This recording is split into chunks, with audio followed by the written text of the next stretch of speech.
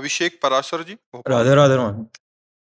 राधा वल्लभ श्री हरिवंश महाराज जी। महाराज जी, यदि आत्मा पुराने शरीर का त्याग कर नया शरीर धारण कर लेती है, फिर मरणोपरांत पिंडदान, पितृ तर्पण इत्यादि जानने की परंपरा का क्या औपचारिकता है? जैसे हम अपने पैसे भारत सरकार के बैंक में यदि जमा है ना, तो कहीं भी भेज सकते हैं, भेज सकते हैं ना। तो ऐसे जब हम पिंडदान देते हैं मंत्रों के द्वारा, तो भगवान को सबसे पहले पहुंचता है। फिर जहां भी वो जीव होगा तो उसको पुण्य पहुंचा दिया जाएगा। हम बैंक में हमारा पैसा हम कहीं भी भेज सकते हैं ना, किसी को भी दे सकते हैं। तो हमारे पितर हैं, हमारे पूर्वज हैं, उनके लिए हम जो पिंड दान करते हैं, दान पुण्य करते हैं, वो उनको प्राप्त होता है। किसी भी योनि में हो, उनकी उन्नति हो जाएगी। जहां भी जिस भी योनि में होंगे तो उनकी उन्नति हो जाएगी, उनका मंगल होना शुरू हो जाएगा। मान लो अशुभ जगह में पड़े तो उनकी उन्नति हो जाएगी, शुभ में है तो और आगे बढ़ जाएंगे। तो हम उनको प्राप्त होते हैं। कोई ऐसा नहीं है कि वो व्यर्थ चला जाता है। हम जब भगवान, पहले बात तो भगवान को ही जाता है और भगवान उसको वहां भेज देते हैं। वही तो है सब रूपों में। तो जहां भी उनको पता है ना वो जीव इस जगह गया है, उसको भेज देते हैं। हमें पता नहीं कि वो कहाँ गए हैं, लेकिन श्री भगवान को पता है। इसलिए मंत्रों के द्वारा दिया जाता है कि सब मंत्र श्री भगवान के हैं, तो वो वस्तु भगवान को पहुंची, वो पुण्य भगवान को पहुंचा और भगवान ने वहां उसको पहुंचा दिया, क्योंकि भगवान ही सब जान रहे हैं ना। तो ऐसे विभाग अलग अलग बना हुआ है। भगवान ही धर्मराज के रूप में है, भगवान ही लोकपाल वरुण के रूप में, भगवान ही पवन के रूप में, भगवान ही अग्नि के रूप में। तो जैसे लोकपाल अग्नि के मुख में स्वाहा, तो वो भगवान पहुंचाएंगे। जिसके निमित्त से आहुति दी वो तो सामने भस्म हो गया पदार्थ, लेकिन वो सुकृत उसको प्राप्त होगा। पिंड तो दिया तो सामने ही रखा है, उसे कोई जीव जंतु खा जाएगा, लेकिन उसका जो सुकृत है भाव देने का, वो उस जीवात्मा को प्राप्त हो जाएगा। ऐसे जैसे हमने 100 ब्राह्मण खवाए, 100 संत खवाए कि ये पुण्य हमारे पितामह को मिले, और संकल्प किया। संकल्प होता मंत्रों के द्वारा, जो ही संकल्प हुआ वो पुण्य उनको प्राप्त हो जाएगा सरकारी डिपार्टमेंट से। भागवतिक जो है ना सरकारी, वो प्राप्त हो जाएगा, ये व्यर्थ नहीं जाता है। तो इसीलिए मनाया जाता है कि हमारा कुल परिवार चले, कि अगर हम भगवत प्राप्ति ना कर पाए तो भी हमारी दुर्गति नहीं होगी। हमारे परिवार में कोई पुण्यात्मा, कोई धर्मात्मा पुत्र होगा, वो हमारा कल्याण कर देगा, इसलिए मनाया जाता है। बका वो कोई बैठा नहीं रहता है, जन्म के कर्म के चक्र चलते रहते हैं। तो पर वो जहां भी होगा, बोले बड़ी बुरी दशा थी लेकिन अब सब बदल गया यार, कुछ ही दिनों में बदल गया। उसका मतलब उसके पूर्व संस्कारों में कोई परिवार में ऐसा हुआ कि उसने ऐसा तप किया, ऐसा भजन किया, ऐसा पुण्य किया कि उसकी भी उन्नति हो गई। इसलिए मनाया जाता है कि हमारा कुल परंपरा में कोई दीपक जलाने वाला हो, कोई धर्म करने वाला हो। लेकिन ये लौकिक बात है बच्चा, अलौकिक बात है कि हमको अभी भजन करके मुक्त हो जाना, हमें किसी का भरोसा नहीं करना। अब वो पाप कर्म करेगा तो हमारी दुर्गति भी तो हो जाएगी। शास्त्रों में ऐसा आता है, जिसके कुल का पुत्र ऐसा पैदा हुआ जो विध्वंसक होता है, तो उसके पितर नरक चले जाते हैं। और कुल का पुत्र ऐसा पैदा हुआ पुण्य करने वाला, तो पितर उसके स्वर्ग चले जाते हैं, उत्तम लोकों को जाते हैं। तो अपने को ऐसा जीवन नहीं दूसरे के सहारे जीना, सीधे भगवान के सहारे हो और ऐसा भजन करो कि हमारे को किसी के पिंडदान की जरूरत नहीं, जीते जी मैं भगवान को प्राप्त हो जाऊं। क्यों काहे को दूसरे के सहारे रहे। तो हमें ये भी श्रद्धा रखनी कि जैसे कुल परंपरा में है तो पितर आदि के कल्याण के लिए करे। पर ये लौकिक बात है, अलौकिक बात है कि राधा राधा राधा अब हम दे रहे हैं, अभी इससे सीधे कल्याण होगा उनका, हमारा भी कल्याण, उनका भी कल्याण, जगत का कल्याण करने की सामर्थ्य भगवान नाम में, प्रभु के नाम में। ठीक है। भारती श्रीवास्तव जी भोपाल से। राधा वल्लभ श्री हरिवंश महाराज जी, आपके चरणों में कोटि कोटि प्रणाम। महाराज जी, हमारे शास्त्रों में बताया है कि जब कोई महापुरुष या संत समाधि को प्राप्त होते हैं तो उनकी सारी इच्छाएं खत्म हो जाती हैं और बिना इच्छा के जीव शरीर में रहना असंभव होता है। तो वो कौन सी इच्छा शक्ति? बिना इच्छा के शरीर में रहना असंभव, ऐसा कैसे हो सकता है? नहीं, आप कहो आपको असंभव है क्योंकि आपने समाधि को देखा नहीं, आप समाधि को पाए नहीं। ऐसा नहीं है, जैसे घड़ी का सेल खींच लो तो सेकंड की सुई सेकंड में, मिनट की मिनट की, घंटा की घंटा में ठप, ऐसे अंतःकरण होता है। निश्चल मन, निश्चल बुद्धि, निश्चल चित्त, फिर भी क्रियाएं दिखाई दे रही, यंत्रवत क्रियाएं हो रही, कोई संकल्प नहीं, कोई विकल्प नहीं। ब्रह्मभूता प्रसन्नात्मा न सोचते न कांक्षते समाः सर्वेषु भूतेषु मद भक्तिम लभते पराम। गीता जी में भगवान श्री कृष्ण चंद्र जी कह रहे हैं, वो जगत गुरु हैं, वो सब कुछ जानने वाले हैं कि जो भगवत प्राप्त हो जाता है उसी को समाधिस्थ कहते हैं। समधि, जो समता को प्राप्त हो गई, धी माने बुद्धि, सम माने जो समता को प्राप्त हो गई, समता को प्राप्त हुई बुद्धि भगवदाकार होती है। उसमें कोई संकल्प विकल्प सोच इच्छा नहीं होती, बिना इच्छा की क्रियाएं होती रहती हैं। कैसे? जैसे ढलान में मोटर का इंजन बंद कर दो और ब्रेक छोड़ दो, पेट्रोल भी नहीं खर्चा होगा और आराम से गाड़ी चल देगी, ढलान है ना। तो ऐसे ही भगवान की शरण की तरफ जब गया जीव तो संकल्प विकल्प बंद, इंजन बंद, संकल्प विकल्प नहीं हो रहा, इच्छा नहीं है कोई, पर क्रियाएं हो रही हैं। मिलने पर व्यवहार हो रहा है, भोजन मिलने पर भोजन पा रहा है। कहीं लगा दो तो जैसे जड़ भरत जी को पालकी में लगा दिया, पालकी में चल रहे हैं, खेत की रक्षा में लगा दिया, खेत की चल रहे हैं। लेकिन ब्रह्मबोध समाधिस्थ पुरुष और खूब तगड़ा शरीर था। आप कह रहे हो जीवित कैसे रह सकता है, शरीर में कैसे रह सकता है? तो आपकी स्थिति नहीं, इसलिए आपको लगता है ऐसे कैसे हो सकता है। तो हम नहीं कर सकते तो इसका मतलब ऐसा होता नहीं है, ऐसा नहीं है, स्थिति है। आप समझ पा रहे यार जी? समाधि की एक स्थिति है जिसमें, जैसे अभी आपको तो पीछे अगर चर्चा सुन के आए हो सत्संग में, ये जीवन भगवत प्राप्ति के लिए जो मिला, ये शरीर एक कपड़ा है हमारा, हम शरीर थोड़ी है। आप अपने को शरीर मान रहे, 100% मान रहे। ईमानदारी से देखो, समाधिस्थ पुरुष शरीर से बहुत परे होता है, स्थूल सूक्ष्म कारण तीनों शरीरों से। अच्छा, वो जब अपने स्वरूप को जान गया तो अचाह स्थिति एक होती है, कोई चाह नहीं, जितनी चाह है शरीर को लेके, प्यास भूख प्राणों का धर्म, भोग जनेन्द्रीय का धर्म, अच्छा खाना ये रसेंद्रीय का धर्म, रूप देखना नेत्रेंद्रीय का धर्म, शब्द सुनना श्रवणेंद्रीय का, सुगंध घ्राणेंद्रीय का। तो सब इंद्रियों का विषय। मैं इंद्रिय थोड़ी हूं, मैं मन थोड़ी हूं, मैं स्थूल शरीर थोड़ी हूं, मैं सूक्ष्म शरीर थोड़ी हूं। ये जो इसको बोध हो गया वही तो समाधि को प्राप्त होता है। तो स्वरूप में इच्छा नहीं है और शरीर में इच्छा ही इच्छा है। आप शरीर में इसलिए लगता बिना इच्छाओं के कैसे जी जाएगा, और स्वरूप में इसलिए वहां कोई इच्छा नहीं। जब भक्त अपने स्वरूप में होता है तो जा ही न चाहिए कबहु कछु, तुम सन सहज सने बसो निरंतर तासुर सोराउर निजगे। तो बोले बिना इच्छा के तो फिर काम ही नहीं होगा संसार का। नहीं, चक्रवर्ती सम्राट अम्बरीश जी हैं, महाभागवत हैं, और एक भी इच्छा नहीं है और पूरा राजकाज करते हैं। अवधपुरी का पूरा शासन 14 वर्ष तक संभाल रहे हैं भरत जी, और आप कैसे जी रहे हैं? कोई इच्छा नहीं है और पूरी अयोध्या का राज्य संभाल रहे। तो अब हम चूंकि इच्छा में बंधे हुए हैं, इसलिए हम अनिच्छित पुरुष की क्या स्थिति होती है वो कैसे जान सकते हैं? हम व्यवहार में प्रपंच में हैं तो हम समाधिस्थ पुरुष की स्थिति कैसे जान सकते हैं? ये जब समाधि में हम पहुंचेंगे तब हमें पता चलेगा। ऐसा होता है समाधिस्थ पुरुष का हृदय, जहां कोई चाह नहीं होती, न सोचती न कांक्षती, न कोई सोच है न कोई चाह है। जी, आप समझ पा रहे? जैसे गुरुजी श्री रामकृष्ण परमहंस जी हैं, तो वो बिल्कुल पहुंचे हुए संत हैं।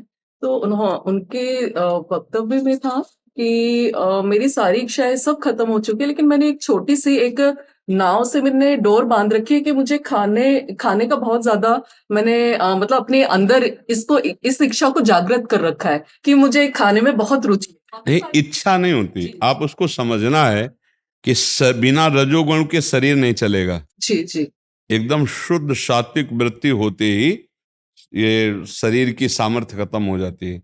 तो महापुरुष जानबूझ करके जैसे वो दो बातें पकड़े रहते थे, सत्संग के बीच में भी कह देते थे पकौड़ा लाओ, कभी कभी कह देते थे हुक्का लाओ। तो विवेकानंद जी कहते थे भगवान आपकी महिमा तो आप ही जाने, पर ऐसे ऐसे अश्रद्धालु लोग हैं कि ये बात सुन के कि पकौड़े की इनकी आदत नहीं छूटी, हुक्का की आदत नहीं छूटी, तो हो सकता है अश्रद्धा कर ले। तो उनका विवेकानंद, ये शरीर रजोगुण से चलता है, अगर इसको रजोगुण नहीं पहुंचेगा तो ये जिस दिन ना मांगे उसी दिन समझ जाना छूट जाएगा। तो एक होता इच्छा और एक होता चलाना। जैसे गाड़ी में पेट्रोल डाला जा रहा है तो गाड़ी को चलाने के लिए डाला जा रहा है, इच्छा का नहीं जा रहा। जैसे हमें प्यास लगी है तो इस शरीर को आवश्यकता पानी की है, अब पानी पीना, प्यास बुझाना, ये इसकी आवश्यकता है। महापुरुष शरीर चलाते हैं, ना कि शरीर बन के भोगते हैं। वो पकौड़ा को भोग रूप में नहीं स्वीकार कर रहे हैं, शरीर को आवश्यकता है रजोगुण की। एक बार राधा बाबा दादा बाबा का नाम सुना है? गीता वाटिका में रहते तो गोरखपुर में भाई जी से हनुमान प्रसाद पोद्दार जी के बड़े सिद्ध महापुरुष थे। तो उनको मिठाई पा रहे थे तो बहुत प्रिय लग रही थी। तो उन्होंने भाई जी से कहा कि अभी मिठाई प्रिय लग रही है, क्या मेरे अंदर मिठाई की इच्छा है? तो उनका नहीं, आवश्यकता है। शरीर को शुगर की आवश्यकता होती तो वो प्रियता से पाया जाता है। जैसे जिस दिन आपका हाई ब्लड प्रेशर हो, नमक की आवश्यकता नहीं तो आपको अच्छा नहीं लगेगा नमक, लेकिन जब नमक की आवश्यकता होगी तो आपको नमक प्रिय लगेगा शरीर को। तो शरीर और आप अलग अलग हैं। तो सिद्ध महापुरुष का भी शरीर तो होता है ना। अब अगर कमजोरी बढ़ रही है और दूध मिल जाए तो उसे पी लेगा, घी मिल जाए तो उसे खा लेगा, क्योंकि शरीर पोषण के लिए चाहिए। शरीर और आत्मा अलग अलग है। गाड़ी में बैठने वाला और गाड़ी अलग अलग है। अब कहते कि भाई हम गाड़ी में पेट्रोल नहीं डालेंगे तो चाहे जितनी बढ़िया गाड़ी हो चलेगी तो है नहीं। पेट्रोल के साथ साथ और भी कुछ पड़ता है उसमें, नहीं वो एक ऑयल, इंजन ऑयल। हाँ, तो ऐसे पेट्रोल समझ लो दाल रोटी और वो समझ लो घी आदि। जब तक नहीं डालोगे तो गाड़ी नहीं चलेगी। तो सिद्धों का भी शरीर तो होता है ला, तो भगवान उनको भी पवाते, पर वो इच्छा रहित होते हैं, उनकी इच्छा नहीं होती है। जैसे गुरुदेव जिसके विटामिन डी कम होता है ना जी, उसको धूप अच्छी लगती है जी।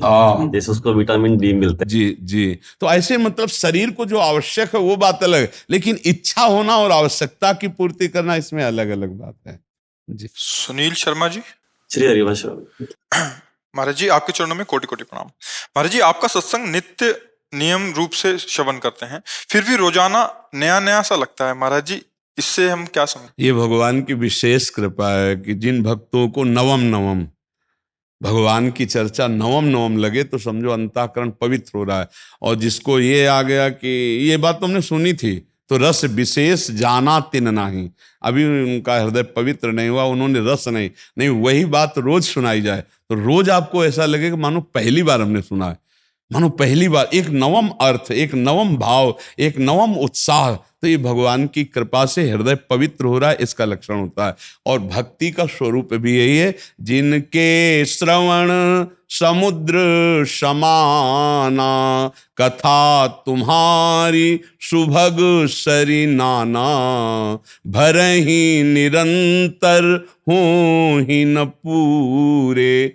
जैसे समुद्र में नदियां कितनी जा रही, लेकिन कभी समुद्र उफान में थोड़ी आता है कि अब भर गए। ऐसे ही कानों में भगवान की विविध कथा रूपी नदियां जाएं, पर हमें कभी तृप्ति न हो। तो हे भगवान आप उनके हृदय में प्रकाशित हो जाएं, अर्थात हमारी भक्ति शुद्ध है, हमारी भक्ति का मार्ग सही है। यदि ये लक्षण हमारे हृदय में है कि हम भगवत चर्चा सुनते हुए कभी अघाते नहीं और रोज नवम नवम लगता है, तो ये हृदय पवित्र हो रहा है, भगवान की कृपा है, भक्ति का लक्षण हमारे हृदय में जागृत हो रहा है जी।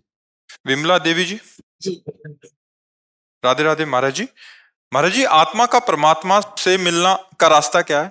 परमात्मा का चिंतन करें तो आत्मा परमात्मा में लय हो जाएगी। जैसे हम जहाँ चिंतन करते हैं वहीं हमारी स्थिति होती है।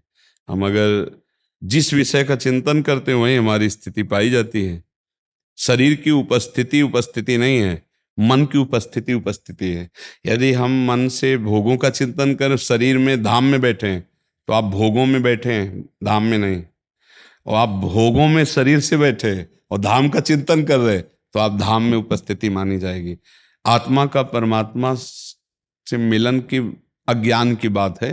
वस्तुतः आत्मा और परमात्मा में इतना भी अंतर नहीं, वही आत्मा ही परमात्मा है, परमात्मा ही आत्मा। पर ये आगे चलकर विषय हम आपके प्रश्न के अनुसार, आप जो भाव से कह रहे हैं ना उसी भाव की, आप परमात्मा के नाम का जितना चिंतन करेंगी, भगवान कह रहे मत चित्ता मदगत प्राणा बोधयंता परस्परम कथयंत च माम नित्यम तुष्यंत च रमंत च, जो मेरे में चित्त अर्पित कर देते हैं। गोपियों की महिमा इसी बात में थी कि वो सब काम संसारिक करती थी, गाय धोना, धान कूटना, पति को रिझाना, पुत्र को दुलार करना, घर के लीपना पोतना, सब काम संसारिक, लेकिन उनकी चित्त वृत्ति भगवान में रहती थी। मुरारी पादार्पित चित्त वृत्ति, इसलिए वो परमात्मा को प्राप्त हो गई। परमात्मा श्री कृष्ण है ना, तो वो परमात्मा को प्राप्त हो गई। मत चित्ता, भगवान कहते हैं मेरे चित्त वाला बनो। अभी हम शरीर चित्त वाले हैं, हमारा चिंतन शरीर का होता है, भोगों का होता है, संबंधियों का होता है, नाना प्रकार के धन वैभव मान प्रतिष्ठा, ये सब कूड़ा करकट। जब सब हट जाए, केवल श्री कृष्ण का चिंतन हो, तो आत्मा परमात्मा में लीन हो जाती, जैसे तरंग समुद्र में लीन हो गई। वो समुद्र ही थी, वायु विकार होने के कारण तरंग कहा गया, और जब वायु विकार हटा तो समुद्र ही रह गया। ऐसे ही देह अभिमान के कारण उसे हम जीवात्मा कहा, और जब देह भाव हट गया तो परमात्मा ही था, वो तरंग समुद्र में लीन हो गई। नाम जप करो, भगवान की चर्चा सुनो, और जो अधिकार मिला है कर्तव्य का उसका पालन करो। जैसे आप किसी की माँ हैं, किसी की बहन है, किसी की पत्नी है, किसी की बहू हैं, आप इस तरह का जो आपको धर्म मिला है उसका पालन करते हुए नाम जप करो, सबकी सेवा करो, और उस सबका फल हो परमात्मा की प्रसन्नता, परमात्मा की प्राप्ति हो गया। इस तरह से परमात्मा प्राप्ति की जाती है। नहीं तो गृहस्थी में कोई ऐसा थोड़ी कि रात दिन माला लेके एकांत हुए, नहीं, जब बेलना चल रहा है ना रोटी में तो राधा राधा राधा, ले झाड़ू चल रहे राधा राधा राधा, सास ससुर की सेवा कर रहे राधा राधा राधा, खूब मंदिर में पानी चढ़ा रहे हो, बूढ़े माता पिता बैठे हैं उनको भोजन नहीं दे रहे हो, मंदिर वाले ठाकुर जी पानी स्वीकार नहीं करेंगे, क्योंकि वो उनमें बैठे ठाकुर जी भूखे इंतजार कर रहे हो, तुम में बैठे रहो। अभी पहले शंकर जी को पानी चढ़ा, शंकर जी वहां नहीं है, शंकर जी उनमें बैठे थे जिनको तुम तिरस्कार करे। पति ही परमेश्वर वो उसमें बैठा हुआ है, सास ससुर में परमेश्वर बैठा हुआ है, परिवार में बैठा हुआ है, इनको बनाओ भगवान के भाव से, उनको पाओ, बढ़िया भोग लग गया, उनके कपड़ा धो दो, वयोवृद्ध हैं उनकी सेवा कर दो, भगवान प्रसन्न हो जाएंगे। इसी से परमात्मा की प्राप्ति होती है। अब सबकी सेवा ठुकरा करके माला लेके बैठे तो देखो, हम लोगों को भी सेवा ही तो करनी पड़ रही है। 1 मिनट का टाइम नहीं है, ऐसी नौकरी है हमारी। भागवतिक तुम्हारे दिमागों से खेल खेल कर समाधान करके तुम्हारे चित्त को आकर्षित करके श्री जी की तरफ लगा रहे हैं। शरीर से खेलना सहज है, दिमाग को ट्रांसफर करना बहुत कठिन बात है। हम आपको देख रहे हैं, आपसे बात कर रहे हैं, इतने केवल नहीं है, हमारा पूरा पावर आपके साथ लगा हुआ है। तब आपका मानसिक जो चिंतन है, शराब छोड़ दिया, गंदे आचरण छोड़ दिए, भागवतिक बन गए, भगवत भजन में लगे, ये हमारी नौकरी है, नौकरी। 1 मिनट का टाइम नहीं। वहां कुटिया में ऐसे थोड़ी कि हम चैन से लेट जाए, बीमार है तो भी नहीं, अपने जो दिनचर्या, अपना जो कार्य, उसमें रात दिन विजयी वही होता है जो रात दिन अपने को कूड़ा कर दे, मेहनत करके अपने को कूड़ा कर दे, वही हीरा बन के चमक जाता है। और ये जो आलस से प्रमाद है ना, मनुष्य जीवन इसके लिए बहुत कीमती श्वास है। हर श्वास नाम जप करो, शरीर में जितना बल दूसरों की सेवा में लगा दो, भगवान मिल गए। जब हम शरीर का बल दूसरों के शोषण करने में लगाते हैं, वासनाओं के पोषण में लगाते हैं, तो वही राक्षसी वृत्ति हो जाती है, वही पाप हो जाता है। और जब हम अपने को मिटाना चाहते हैं दूसरों के लिए, तो वही पूजा बन जाती। परहित सरिस धर्म नहीं भाई, दूसरों को सुख देने के बराबर धर्म। तो अगर गृहस्थी में परमात्मा प्राप्ति करना है, तो जो अपने कर्तव्य का पालन करते हुए नाम जप करता है वो परमात्मा प्राप्ति कर लेगा। और जो पापाचरण करता है वो कुछ भी नहीं, चाहे जिस मंदिर में जाओ, चाहे जहां जाओ, तुम्हारे आचरण ठीक नहीं है। चलनी में गैया दुहे और दोष दैव को दे। अगर चलनी में गाय दुहे तो भरपेट दूध क्या, एक चम्मच भी नहीं बचेगा। तो ऐसे ही तुम्हें लग रहा है कि हम बड़ा पुण्य कर रहे हैं मंदिर जाके, और घर में बूढ़े माता पिता परिवार के सदस्य अपमानित होते हैं तुम्हारे द्वारा, दुख पा रहे हैं, तो मंदिर में कोई लाभ नहीं मिलने वाला। अगर वही सुधार कर लो तो मंदिर वही है, सबके हृदय मंदिर में भगवान विराजमान है। जी। हिमांशु वर्मा जी दिल्ली से। राधा वल्लभ श्री हरिवंश। राधा वल्लभ श्री हरिवंश महाराज जी, सादर प्रणाम। गुरुजी, ये जानना चाहता हूँ कि भगवत प्राप्ति के लिए किसी संप्रदाय से जुड़ना आवश्यक है क्या? अगर हम बिहारी जी जाना चाहते हैं तो हमें 2 चीजें चाहिए, एक तो चलने की सामर्थ्य, उत्साह, और दूसरा मुझे जाना किस मार्ग से है, इसके लिए गाइड चाहिए ना मुझे गाइड, कि बिहारी जी हैं तो वृंदावन में, पर कहाँ हैं, मैं किस मार्ग से जाऊं, उसी मार्ग को संप्रदाय कहते हैं। हमें बिहारी जी को दोस्त भाव से, सखा भाव से भजना है, या बिहारी जी को प्रीतम भाव से भजना है, या स्वामी भाव से भजना है। तो भाव के जैसे है ना, दास्य भाव, सख्य भाव, वात्सल्य भाव, कांता भाव, सहचरी भाव, ये मार्ग हैं। अटल्ला चुंगी से, यमुना एक्सप्रेस नहीं, उधर से, ये परिक्रमा मार्ग से, बीच बीच गलियों से, सब गली उन्हीं की तरफ जा रहे हैं। पर मुझे एक गली से जाना होगा, उस गली का मुझे गाइड चाहिए, कहाँ मुड़ना है, कैसे जाना है, कहाँ से प्रवेश करना है। ऐसे ये संप्रदाय का मतलब है, जैसे हम हैं सहचरी भाव के संप्रदाय के मार्ग के पथिक, कोई गोपी भाव का है, कोई दास्य भाव का। अब जिसको जिस भाव में लगना है, तो भगवान उसी भाव के आचार्य के रूप में अवतरित है, उसी मार्ग से चलना है। संप्रदाय का मतलब होता है सुदृढ़ मार्ग, सुदृढ़ मार्ग। जैसे जीटी रोड बना है, अब सरकारी जीटी रोड है, आराम से गाड़ी दौड़ाती है, चले जाओ। अब रोड नहीं बना है, आपको नया मार्ग बनाना पड़े, तो आप में इतनी सामर्थ्य नहीं है कि आप नया मार्ग तय कर सकें। तो भगवत मार्ग बनाने के लिए भगवान ही आचार्य रूप में आए हैं। कभी रामानुजाचार्य, कभी रामानंदाचार्य, निम्बार्काचार्य, वल्लभाचार्य, हरिवंश महाप्रभु, स्वामी हरिदास जी, महाप्रभु चैतन्य, ये बड़े बड़े भगवान के स्वरूप आए और मार्ग बना गए। अब उस मार्ग में हम चलें, उसी को कहा जाता है संप्रदाय में चलना। संप्रदाय कोई निषिद्ध बात नहीं है कि अरे संप्रदाय निषिद्ध तब माना जाएगा जब आप किसी संप्रदाय को कि अन्य संप्रदाय की निंदा करो, तब आप अपने संप्रदाय का हानि कर रहे हैं और रहस्य नहीं जान पाए। संप्रदाय का मतलब होता है एक सुदृढ़ मार्ग, मंत्र, उपासना, गुरु, इष्ट, प्रियता, ये सब उसी मार्ग में मिलती है। तो तब हम चलते हैं। तो आप समझ पाए ना, ये जितने भी संप्रदाय हैं ये सब सरकारी मार्ग हैं जिनके द्वारा हम भगवान का अवगाहन करते हैं अलग अलग भावों के द्वारा। तो इसमें कोई निषिद्ध नहीं है। परम पवित्र आचार्य भगवान का स्वरूप है, वही संप्रदाय स्थापित करते हैं। मतलब कैसे पता चले कि हम सही, हमारे लिए कौन सा मार्ग है? ऐसे भगवान के आश्रित हो जाओ और उनसे कहो मुझे पकड़ के ले चलो जहां ले चलना हो। जहां तुम ले चलोगे वहीं मैं चलूंगा, आप हमें ले चलो, वो अपने आप ले जाएंगे। बचपन में जब घर से निकले थे तो हमें कुछ नहीं पता था मुझे कहाँ जाना है, क्या आराधना करनी है, कौन सा संप्रदाय। बालक में कहीं ज्ञान होता है क्या? ऐसे निकले थे, ऐसे घुमा के यहाँ ले आए वृंदावन धाम। भगवान के आश्रित हो जाओ, जगत गुरु हैं, वो अपने आप पहुंचा देंगे। आप जहाँ के होगे, जहाँ जिस रस में पहुंचाना होगा वैसे रस आपको। अपनी तरफ से कुछ ना करे, अपनी तरफ से बस प्रभु का आश्रय ले ले, वो सब कुछ कर देते हैं। सब करें करावें आप, सब विधान बना देंगे, वैसे ही बना देंगे।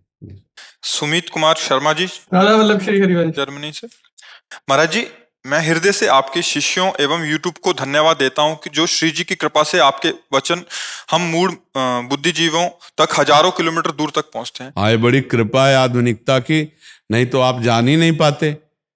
कौन जान पाता?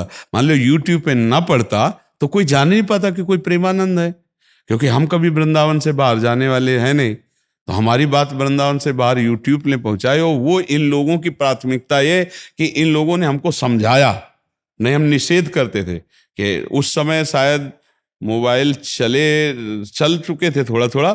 फिर इन लोगों ने कहा अगर हम इसे यूट्यूब में डालें तो सैकड़ों लोगों को लाभ मिलेगा। तो हम कहा देख लीजिए, और वो आज उसका हुआ कि लाखों लोग शास्त्र सम्मत जो सत्संग है उसको सुन पा रहे हैं, और भगवान की कृपा से बदलाव भी हो रहा है, समाज का अपने बदलाव हो रहा है, नहीं हो रहा है? हाँ, तो ये हमारा जीवन सार्थक हो गया। नहीं तो कहा हमारी बात वहां कहाँ पहुंच पाती, नहीं पहुंच पाती ला। तो ये बड़ी कृपा है कि छोटे छोटे बच्चों से लेकर, जब सुबह हम आते हैं ना तो मुझे लगता है कि 100 में 10 वृद्ध होते होंगे और 90 जवान होते होंगे। जो मतलब पागलपन की अवस्था है जवानी की, वो जब बोलते हैं राधा राधा तो हम खड़े हो जाते हैं, हृदय शीतल हो जाता है कि ये उपद्रवी अवस्था और ये राधा राधा बोल रहे। और कम से कम 100 में 4 तो रोते मिलते हैं। तो हमें लगता है क्यों रो रहे हैं? तो कोई आनंद के उमगन में रोता है, मान लो वर्षों से इंतजार करे था दर्शन का, एकदम देखा तो रोना आ गया।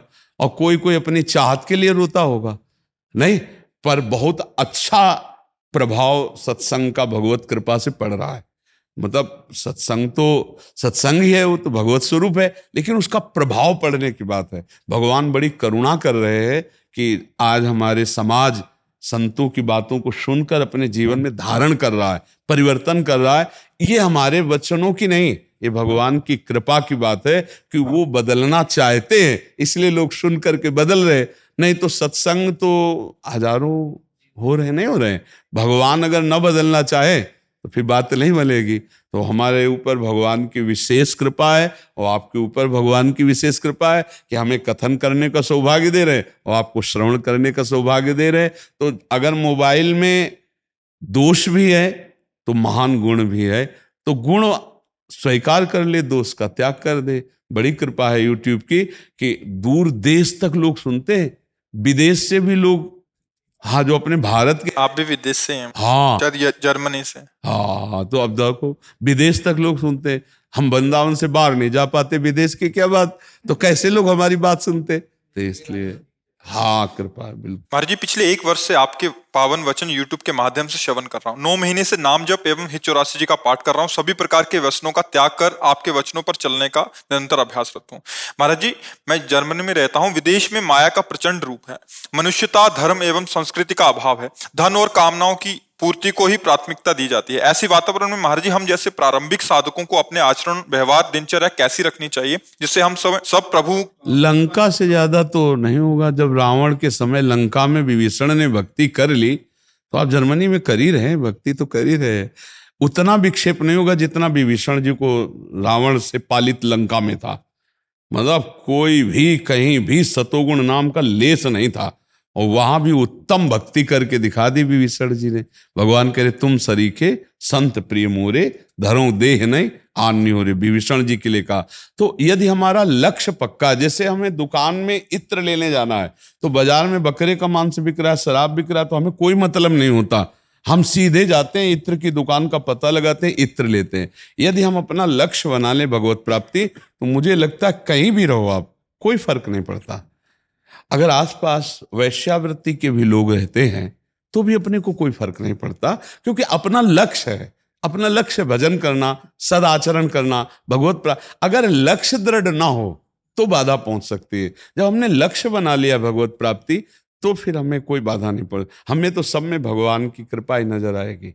हरी, प्रश्न ये था कि हमारी दिनचर्या कैसी हो जिससे हम। अब दिनचर्या के विषय में है कि आप वहां क्या करते हैं, आपकी वहां दिन शैली क्या है, वो जब तक मुझे पता नहीं होगी तब तक दिनचर्या कैसे बन सकती है, क्योंकि हम विरक्त दिनचर्या में जी रहे हैं।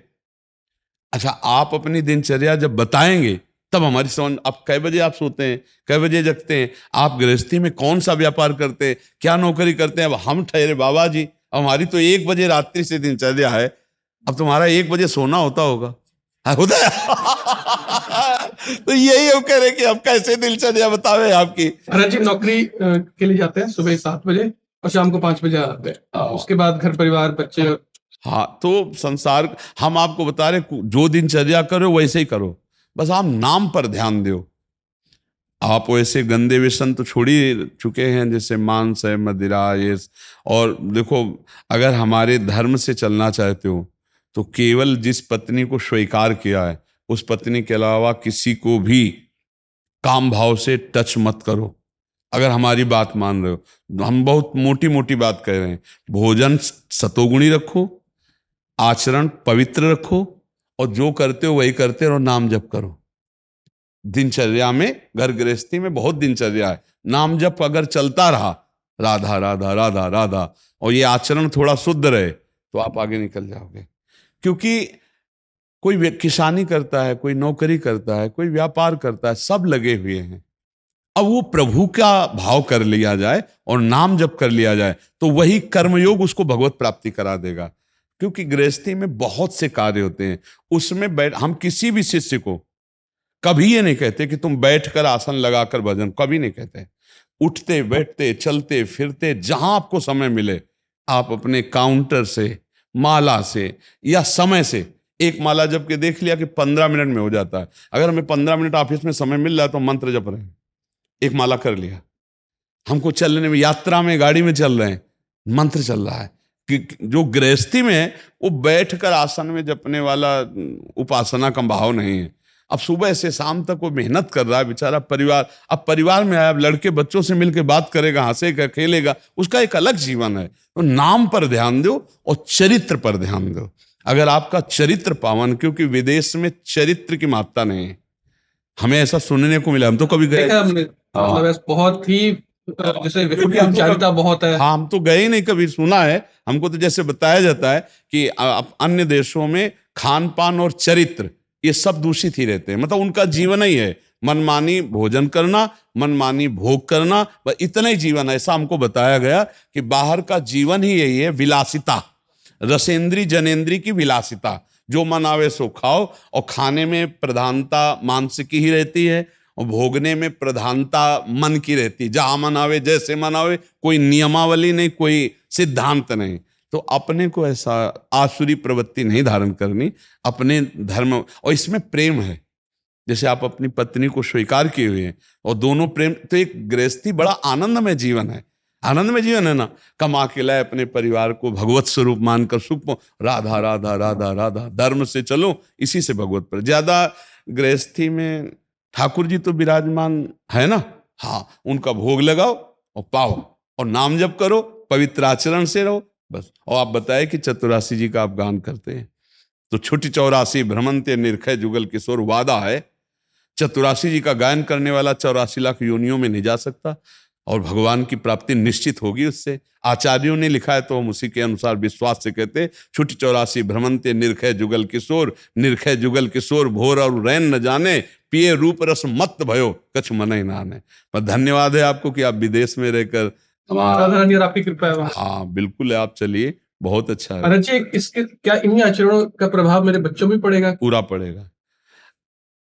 अगर पहले से संस्कार डाले हो तो, अगर वो 18-20 के हो चुके हैं, भी छोटे हैं महाराज जी, अब तो संस्कार डाल दीजिए, नहीं 18-20 में विदेश का संस्कार पड़ जाएगा तो तुम्हारा विभाव नहीं बनेगा। बच्चों को जैसे संस्कार दिए जाते हैं, छोटा पौधा है, जैसा आप मोड़ दोगे वैसे ही मोड़ हो जाएगा। छोटे महाराज जी, 8 साल और 2 साल। बहुत बढ़िया अवसर है, बैठाल के थोड़ी देर 5 मिनट कीर्तन करवाओ, थोड़ी देर उनको भारतीय शिक्षा दो कि भ्रष्टाचार, गलत आचरण, इनसे वो बचा ले जाओगे ना, तो विदेश में रहते हुए बहुत अच्छे हो जाएंगे। भारतीय संस्कृति और अपने धर्म से जोड़ने के लिए हम उनको जैसे रामायण, श्री कृष्ण सब दिखाते ही, हाँ बिल्कुल, कहानी कथा के रूप में भी सुनाते। हाँ बिल्कुल ठीक है। सबसे ज्यादा 2 इंद्रियां भ्रष्ट करती हैं, रसेंद्री और जनेंद्री, इनसे बचा ले जाए तो मतलब सब बच जाता है। नहीं, ये 2 तो भ्रष्ट, और बहुतायत हो गई इसकी बहुतायत हो गई। आप किसी भी मित्र से मिलने जाओ तो आपको पीने के लिए आदि ये, और खाने के लिए अंडा और मांस आदि, यही मतलब यही वीआईपी।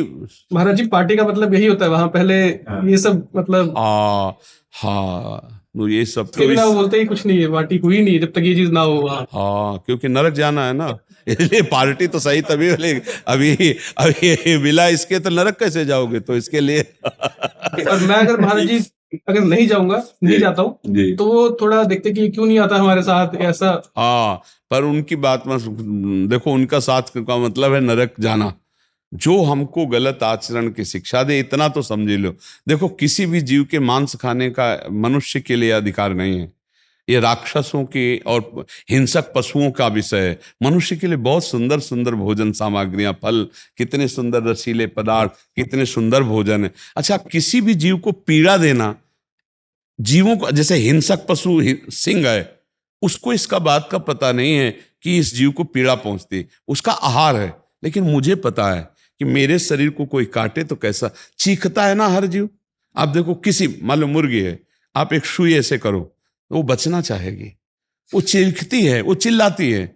आप उसी को काट के, भूंज के, उबाल के, ऐसे हर जीव को, किसी को भी। अपने यहाँ तो गाय परम पवित्र, मतलब कितनी पूज्य, विदेशों में तो उसका आहार कर रहे हैं वो। तो मान लो भूल से अगर कहीं, अच्छा विदेश में पता क्या चले कि किसका है, वहां जब सबई चल ही रहा है तो वहां पार्टी में गए तो आप पूछोगे क्या कि नहीं जी किसका। सुअर अपने यहाँ कितना निकृष्ट माना जाता है, नहीं, छूना भी अपवित्र वाला वहां परोसा जाता है। तो बहुत बचना है, बहुत बचना है। अगर खान पान सही हुआ तो सब सही हो जाए। खान पान और चरित्र 2 पर ध्यान दे जी। श्री हरिवंश महाराज जी, कोटि कोटि नमन।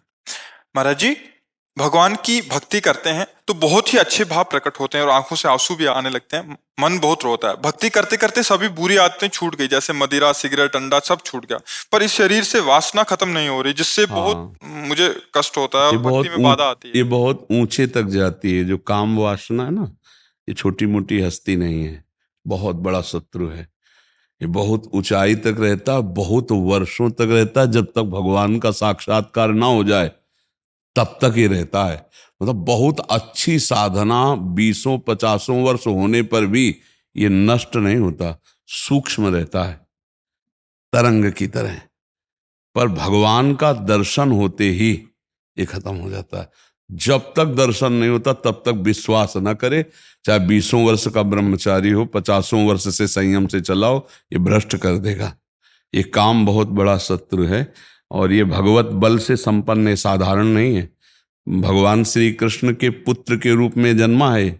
प्रद्युम्न जी कामावतार है ना, तो हाँ, तो भगवत स्वरूप है। ये काम तब तक रहता है, बस सावधान रहना इससे। ये कोई छोटी मोटी हस्ती नहीं कि साल 2 साल भक्ति करो और ये भाग जाएगा। ले पास ही रहेगा आपके, और जब तक भगवत साक्षात्कार नहीं होगा तब तक ये बना रहेगा। इसलिए डरना नहीं, ये आपको भ्रष्ट नहीं करेगा, ये आपको सहयोग करेगा। ये डरा डरा के आपको भगवान की शरण में पहुंचाएगा। जैसे छोटा बच्चा घर के बाहर खेल रहा हो पर कोई भय आ जाए तो माँ की तरफ दौड़ता है ना, ऐसे भक्त का एक आश्रय तो भगवान रहते हैं। जब कामादि विकार सताएं तो भगवान को पुकारो, हे प्रभु हमारी रक्षा करो। और जहां तक हो सके शास्त्र आज्ञा में रहोगे तो कभी भ्रष्ट नहीं होगे। जैसे किसी माता बहन का किसी भी तरह से एकांत में जिससे हमारा भाव बिगड़ चुका है उससे, या जिससे भाव हमारा बिगड़ सकता है, ऐसे चांस न दिए जाए, फिर भगवान रक्षा नहीं करेंगे। ये भी बात ध्यान रखना। जैसे हमारा जिससे भाव बिगड़ चुका है, हमारा संबंध पहले गलत रहा है, और उससे हमारा एकांतिक मिलन हो जाए तो हमारा गलत क्रिया हो जाएगी। या हमें लगता है कि इससे भाव संबंध बिगड़ सकता है तो अपने आप कड़ुआ स्वभाव रखकर दूरी हटाओ, दूरी बनाओ। संगम त्यजेत मिथुन व्रतिनाम मुमुक्षु सर्वात्मना न विसृजेत बहिरिंद्रियाणि। माया भेजेगी आपके पास। जब कोई भगवत प्राप्ति का लक्ष्य करेगा, चाहे स्त्री हो या पुरुष, माया इन्हीं दोषों के द्वारा उसे भ्रष्ट करने के लिए उसकी व्यवस्था पुष्ट करती है। लाखों में कोई एक ऐसा जो ये बात कि मुझे परमानंद प्रभु चाहिए, ना कि अब भोग, बहुत भोग लिया और बहुत देखा, ऐ मन अब नहीं गलत करेंगे, ऐसे जीता जाता है। तो धीरे धीरे धीरे धीरे संयोग न बनने पावे, क्रिया न बनने पावे। अब मान लो आप गृहस्थ में हो, पत्नी होगी, धर्म पूर्वक पत्नी से यदि सहवास करो तो पाप नहीं माना जाएगा। कभी ऐसी विकलता है आप नहीं सह पा रहे तो भगवान को नमस्कार करके धर्मपूर्वक गृहस्थ में हो। लेकिन पराई माता बहन का अवसर भी आवे तो भी नहीं, तो भी ये बस ये कि आप हम प्राण त्याग सकते लेकिन हम गलत आचरण नहीं कर सकते। अब बहुत बार प्रभु ऐसा हुआ, हाँ, पर मुझे ऐसा अंदर से आवाज आया, नहीं भगवान परीक्षा ले रहा है। हाँ, यही बात रखना चाहिए। यही बात अलग अलग तरह से लालच दे रहा है कि ये करेगा या नहीं करेगा, देखता हूं मैं। हाँ, तो उस समय भगवान की यही बात अगर दिमाग में रखोगे कि मेरी परीक्षा हो रही तो आप पास हो जाओगे, फेल नहीं होगा। अगर आपने ये सोचा कि यार बढ़िया जुगाड़ बन गया है, खान पान व्यवस्था जो भी भोग सामग्री, भगवान तो मिल ही जाएंगे, चलो इसे भोग लेते, बस फिर गया, फिर मिट्टिया मिट हो। फिर बाद में जानते हो क्या ग्लानि कराएगा यही मन, यार अब तो भ्रष्ट ही हो गया, अब तो भगवान तो मिलना नहीं, तो यार जितना है फिर मौज लो मस्ती लो, ऐसे ऐसे मन सिखाता है। बड़ी मुश्किल से मिले हैं। हाँ, अब नहीं, हाँ, आंखें खुल गई अब। हाँ, नहीं, बहुत धन्यवाद है, आप अच्छे मार्ग सभी चीजें छूट गई धीरे धीरे करके। ये रह गई थी, 8-10 महीना हो गया है। बहुत भगवान से विनती करता हूँ, प्रार्थना करता हूँ, चले जाए चले जाए चले जाए। बट अभी थोड़े टाइम पहले पत्नी भी खूब रो रही थी, नहीं मुझे वृंदावन धाम चलो धाम चलो। क्या मालूम राधा रानी ने सुन ली, इधर का प्लान बना लिया, आ गए, आपके दर्शन भी हो गए, सब हो गए। बस ये बात ध्यान रखना कि इस मार्ग में चलने वाले को गिराने के लिए माया प्रश्न रखती है सामने। छमाही सालाना स्कूल में भी प्रश्न होते हैं, तो कभी भी हो सकता है अपना। तो ये ध्यान रखना, धर्म पूर्वक चलना, अब गलत मत चलना। अब लो नशानी अब ना, अब तक जो हुआ नहीं अब समझ में आता है धीरे धीरे धीरे धीरे। नहीं, और सत्संग रोज सुनते रहना और नाम जप करते रहना। तो सत्संग और नाम जप ये तुम्हें गिरने नहीं देगा। ये तुम्हारे सत्संग सुनो ना, तो जैसे रोज तलवार को पैनी करो, ऐसे ज्ञान की तलवार पैनी होती रोज। साधन को हरि भजन है कै सत्संग सहाय। अगर संत महापुरुषों के वचन सुनते रहें और नाम जप करते रहें तो हम फिर गिरेंगे नहीं, बस चलें वैसे जैसे संत जन कह रहे हैं।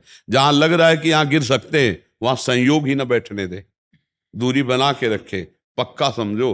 कभी ऐसा संयोग बन रहा हो तो भाग पड़ो, कमजोर बन के बलवान बन के, वहां बैठना नहीं। बैठ गए तो गए, देर नहीं लगती है, बहुत बलवान है। और अगर कमजोर बन के भाग गए तो बच गए। इसमें भागना ही है, उससे लड़ नहीं सकता कोई। एक बार भगवान व्यास देव जी ने एक श्लोक लिखा कि बलवान इंद्री ग्रामो विद्वानम अपि करसति। इंद्रियां बड़ी बलवान है जो बड़े बड़े विद्वानों को भी खींचकर भ्रष्ट कर देती है।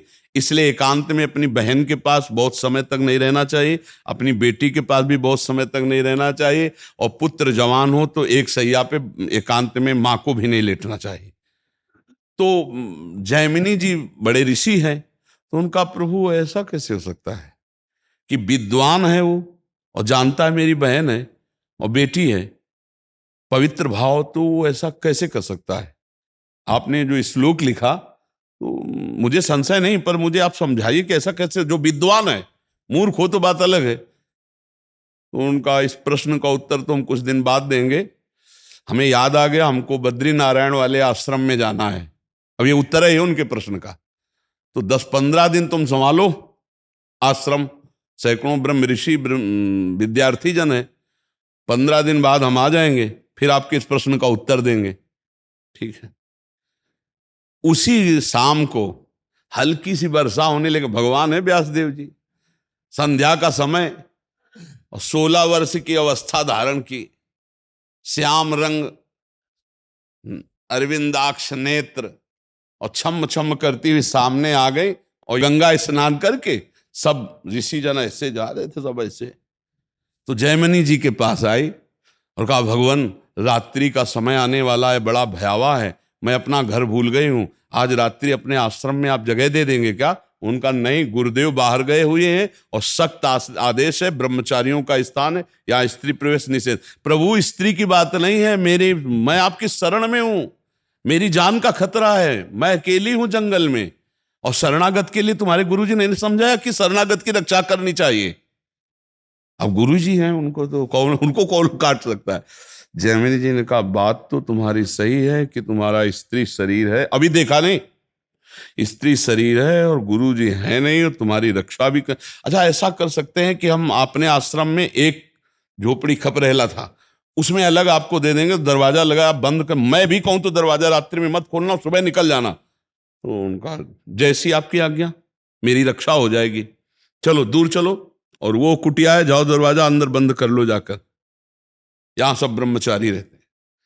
अब जाके जो संध्या वंदन करके ध्यानस्थ हुए, फिर दिमाग में आया कि हमने पूछा नहीं कि तुम रात्रि में अकेले कैसे फंस गई, आखिरकार हो कौन, कहां से आई हो, तुम्हारा ब्याह हुआ है कि नहीं हुआ है, विविध प्रकार का उसी का चिंतन होने लगा। तो ध्यायतो विषयान पुंसात् संगास्तेषु उपजायते, संगात संजायते कामः, कामात् क्रोधो विजायते, क्रोधात् भवत् सम्मोहा, सम्मोहा स्मृति विभ्रमा, स्मृति भ्रंशात् बुद्धिनाशो, बुद्धिनाशात् प्रणश। पहला रोग शुरू हो गया, ध्यान। जहां प्रभु का ध्यान होना था वहां तो चरण देखे थे बड़े ही सुंदर, उनका मुख कितना सुंदर होगा। अब गए, अब इतना सब करते हुए रात्रि तो हो ही गई थी, दरवाजा खटखटाया, तो उन्होंने कहा दरवाजा तो नहीं खुलेगा। बोले मैं जैमिनी जी हूं। बोले नहीं, जैमिनी जी ने मना किया है कि सुबह नहीं खुलेगा दरवाजा। तो खपरा हिलाए थे, कोई लिंटर तो था ले खपरा हटाए, बांस हटाए, कूद गए। देखा तो वो सुंदर रूप, क्योंकि भगवान ने धारण किया था, श्याम रंग छटा छा रही थी एकदम, इंद्रनीलमणि कांति, नौ यौवन अवस्था, देख के मुग्ध हो गए। अब सब पूछना भूल गए कि तुम कहां से आई हो, क्या कुछ नहीं पूछा, तुम्हारा ब्याह हुआ है? नहीं। तो तुम ब्याह कर सकती हो? हाँ। हमसे कर सकती हो? बोले आप जैसा ऋषि मिले तो फिर क्या कहना है, ब्याह तो कर ही लेगी। तो उनका, फिर ब्याह कर लो हमसे। तो उनका शर्त है, जहां आप स्नान करने गए थे वहां काली जी का मंदिर है, वहां तक अपना मुंह काला करो, हमें पीठ में बैठा लो और वहां तक ले चलो, फिर वो आम जयमाला डाल देंगी तुम्हारे। तो सोचा अंधेरे का मामला है, बोले ठीक है। काम कितना प्रबल होता है, मुंह काला किया, पीठ में बैठाला, घुटने के बल चले। जब वहां पहुंचे तो 2 थप्पड़ मारे। तब उन्होंने देखा तो भगवान व्यासदेव जी ने कहा श्लोक गलत है कि सही? बोले गुरुदेव सही है, क्योंकि इतने बड़े विद्वान जैमिनी ऋषि, तो बोले तुम्हारे लिए तो संपूर्ण जगत, जननी के भाव में देखो या बेटी के भाव में देखो या बहन के भाव में देखो, तुम्हारा भाव क्यों बदल गया? श्लोक में लिखा है कि गलत है, कि बोले गुरुदेव पक्का सही, अब कभी नहीं रहा। तो ये बात है कि बड़े बड़े विद्वानों की बुद्धि एकांत में संयोग प्राप्त करने के लिए भ्रष्ट हो जाती है, इसलिए बचना चाहिए, शास्त्र आज्ञा से चलना चाहिए जी। सचिन शर्मा जी गाजियाबाद से। श्री हरिवंश गुरुदेव। राधा वल्लभ श्री हरिवंश गुरुदेव भगवान, आपके चरणों में कोटि कोटि प्रणाम। महाराज जी, 10 अप्रैल को जांच द्वारा पता चला कि इस शरीर में कैंसर रोग है जो शरीर के कई अंगों में फैल चुका है। स्टेज 4 का कैंसर है। गुरुदेव भगवान, अब जितनी भी जीवन शेष है उसे श्री जी की प्राप्ति के लिए कैसे जीवन यापन? बस राधा राधा राधा कीमो के बाद शरीर की स्थिति की वजह से गुरु आज्ञा का पालन और श्री बस राधा राधा, हर स्थिति में राधा राधा राधा राधा। गुरु जी, निज मंत्र नहीं मिला तो भी मुझे श्री जी की प्राप्ति हो जाएगी? पक्का, राधा नाम में सब कुछ विराजमान है, आप उसकी चिंता मत करो, ठीक है? चिंता मत करो, मरना तो सबको है ना। बैग तैयार है गुरु। हाँ, मरना सबको है, इसका नाम मृत्यु लोक है। हम सब बिल्कुल तैयारी पे बैठे कि इसका कब नंबर आए, चल दे हले। मृत्यु एक दिन होगी और वो दिन हमारे लिए परम मंगल होगा, क्योंकि लोग जिससे डरते हैं वो हमारा प्रीतम के मिलाने का कार्य करेगा। तो राधा राधा राधा, एक दिन मरना सबको है। ये पहले हम रोज सत्संग में एक दिन मृत्यु की चर्चा इसीलिए करते हैं कि इससे अगर तैयार हो गए तो तुम्हें देखो, तुम्हारी आंखों में डर नहीं है। जो मृत्यु का डर है वो नहीं, वो इसीलिए नहीं कि तुम भगवान के शरण में हो, राधा नाम में हो। कैंसर तो वैसे फैल रहा है जैसे मतलब बुखार जुकाम नहीं होता, ऐसे कैंसर फैल रहा है। अरे भाई, सबको शरीर की बात जहां आए कि कैंसर हो गया, ये हो गया, तो होश उड़ जाते हैं। अगर पहले से तैयार रहोगे कि एक दिन मरना है और मरने का कोई कारण बनेगा, एक्सीडेंट, दिल फेल होना या कोई घटना बनेगी, मृत्यु कोई घटना रूप लेके ही तो आती है, तो आ गई है, स्वागत करो। राधा राधा राधा, सबको संतोष दो, परिवार के सदस्यों को कि आप निश्चिंत रहना, भगवान सबकी रक्षा करते हैं। बिल्कुल निर्मोह हो जाओ, न इस शरीर से न परिवार से। जब तक शरीर में दम है तब तक सत्कर्म करो, राधा राधा राधा। दवाइयां लो, जब छूट जाए तो कोई बात नहीं।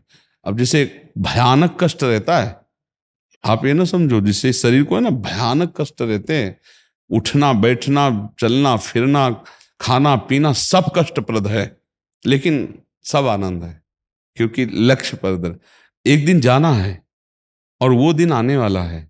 हम उसका इंतजार करते हैं, नाम जपते हुए, प्रभु के सत्कार्य करते हुए। और उसमें उदास थोड़ी बैठ जाना, जाना है जाना है जाना है। आपको हम उदास लगते हैं क्या? हाँ, इसीलिए उदास नहीं है क्योंकि हम जाने की तैयारी कर चुके हैं।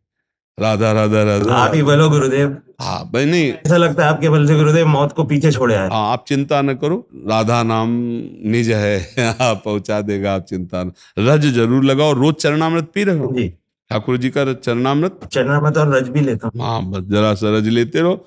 और जाना तो है ही है यार, इसका कोई खास बात नहीं। जाना तो सब जा रहे हैं, क्या करके जा रहे हो ये खास बात है, कहाँ जा रहे हो ये खास बात।